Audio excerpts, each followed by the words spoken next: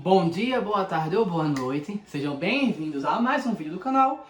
Eu sou Cleiton Amor e hoje eu vou continuar falando sobre a mitologia Pokémon. Bem, mais uma vez, lembrando, tudo que eu vou falar aqui é baseado em todo tipo de conteúdo que a Pokémon Company desenvolveu, né? Os filmes, os jogos core principalmente, as Pokédexes, enfim, o anime, tudo isso, né? Como eu falei, se eu for falar alguma informação, como eu falei no outro vídeo, se eu for falar alguma informação que é só da minha Por cabeça... isso que aqui na frente ó, eu coloquei fonte, não foi preciso. Porque não é preciso. Tá, né? Que foi, eu acho, vai estar a informação aqui, tá? Assim, aqui ó, bonitinha. Vamos lá. Eu tinha parado na parte de ter criado as 3 aves e os 3 felinos, que a gente chama de cães em português. Normalmente aqui no Brasil a gente chama de cães. Mas enfim, que não são cães, como eu falei. E aí, vamos para a próxima geração. Na quarta geração, eu já falei de Arceus, dos Pokémon. Eu já falei de Dialga, Palkia e Giratina. Também já citei Heatran. Faltaram e citei Manaphy.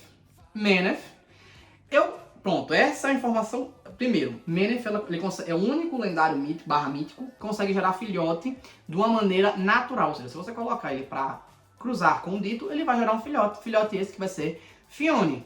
Mas, teoricamente, os lendários e míticos não poderiam gerar filhotes assim.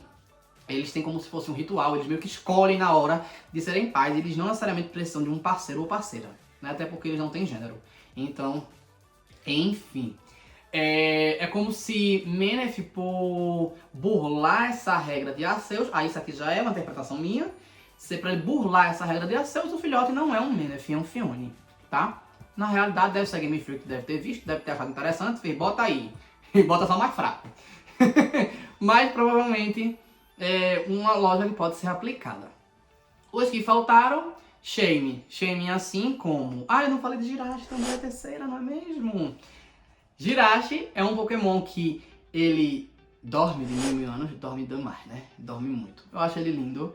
Que ele absorve o poder do cosmos e irradia na Terra, no caso no planeta Pokémon, na Terra enquanto dorme esses 1000 anos e vai nutrindo a Terra com energia cósmica. Acho um negócio filosófico bem bonitinho. É a função dele, basicamente, é fazer isso. Eu acho lindo. Inclusive no 6º filme fala sobre isso. E aí a Terra, quando ele dorme, eles ficam bem nutridos, vamos dizer assim, e abundantes. Mas voltando para a quarta geração, o que acontece? Phione acaba ficando ali meio que sem função, mas acaba auxiliando Manaphy quando precisa, né? O Shaymin, ele vai assumir a mesma função, basicamente, do Jirachi, do Mew, do Celebi, do Manaphy. O Shaymin, ele vai ser basicamente um Pokémon, eu chamo de Pokémon Ranger, né? Um patrulheiro, que ele fica vendo aí, tentando salvar o que tiver corrompido, né? E instaurar beleza em algumas coisas. Por exemplo, ele vai passando e onde ele decide pousar, ele cria um campo de Glacideia, né? Gracidea. Eu não lembro como é que a gente fala isso em português, que em japonês é Gracidea. Então pode ser Gracidea, Glacideia, enfim. Vamos ficar com Gracidea? De grato, né? E ela fica lá, quando ela volta a florir, o bando lá de Shaymin se transforma na Skyform, migra de novo, depois do pólen, ele o pólen, né? Migra de novo e começa o processo de novo. E aí eles vão escolher um lugar para poder fazer essa plantação e assim vai. É dito como uma flor lendária, que é a flor da gratidão, que é de um Pokémon mítico. Enfim. E aí é basicamente a restauração do sistema ou evolução de um sistema florestal, nesse caso, né? Ambiental. Shaymin vai ter essa função. Uxie, Mesprit e Azelf, esses 3, é dito que Uxie é o deus da... é o representante da sabedoria. Mesprit é o representante da emoção. E Azelf é o representante do conhecimento. E esses 3, eles, além de ajudarem vamos dizer assim, no selar dos portais especiais, como os portais de Dialga e Palkia, é dito que foram eles que presentearam as criaturas, no caso os seres humanos, né, que foram criação à parte, né? Os seres humanos com esses dons, tanto do conhecimento, quanto da emoção, quanto da sabedoria. Então foi eles que colocaram isso nos seres humanos. Junto a eles temos Cresselia e Darkrai, onde Cresselia é lendário e Darkrai é mítico. Por que essa diferença? Deus sabe. Mas enfim, mítico porque ele foi distribuído, não tá no jogo, ninguém fácil pra capturar. Mas quem são esses dois? Cresselia dá os sonhos aos seres humanos e em contrapartida, no princípio Yin Yang, né? A Darkrai dá os pesadelos. Um acaba anulando o outro e vivendo de uma maneira equilibrada. Não é que um é ruim e o outro é bom. Eles só são a contraparte. E aí com isso a gente fecha a quarta geração. E aí, indo pra quinta, a gente tem Victini, que mais uma vez é um patrulheiro. Na lenda dele é dito que ele se afeiçoa a um rei em Unova, Ishu. E ele fica lá e beneficia aquele rei, porque ele traz sorte. Ele traz a vitória, como é dito assim, mas não é a vitória que você está fazendo nada. Você está fazendo alguma coisa e ele fortalece você de algum jeito. Até que a habilidade dele, né, Victory Star, ele aumenta 10% a acurácia e o poder. Então, é basicamente isso. Ele boosta você para você ter chance maior de vitória. E aí no rei era bem fácil, né? E aí tem todo uma teoria... Uma teoria não, uma lenda sobre como aconteceu, mas enfim, não vou me deter a isso não.